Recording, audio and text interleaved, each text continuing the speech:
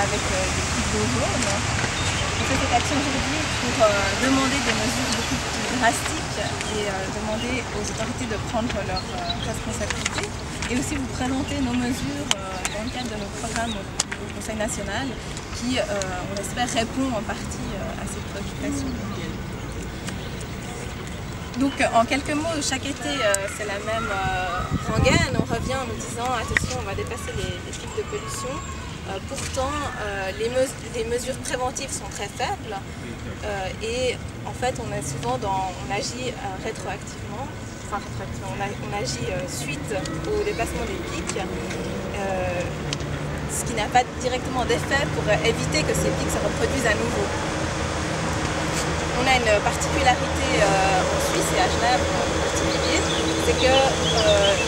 non seulement qu'on ait dépassé ces pics de pollution, mais aussi que la météo prévoit qu'on les dépasse les jours suivants pour pouvoir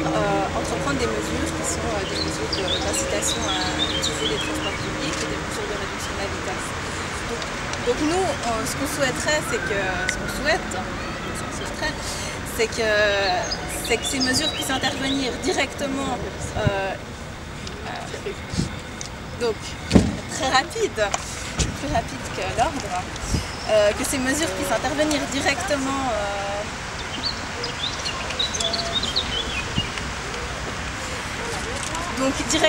lors des dépassements de pics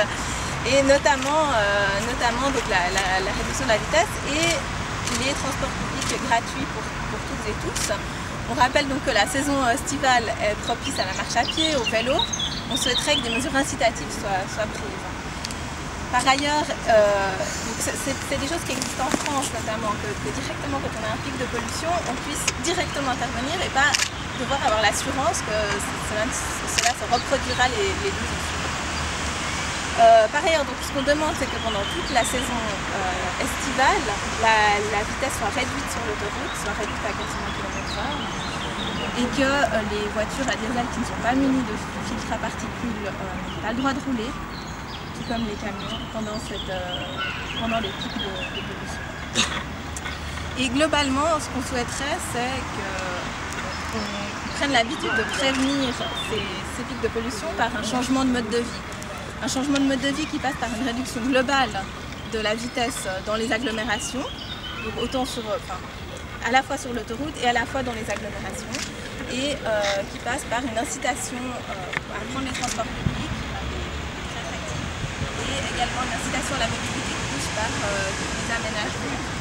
et des journées où on laisse tomber la voiture, comme on avait les dimanches en voiture.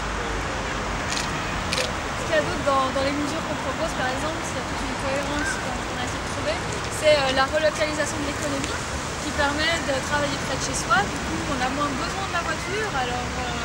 ça va nécessairement réduire les transports automobiles et privilégier justement à pied ou à vélo. Toutes ces mesures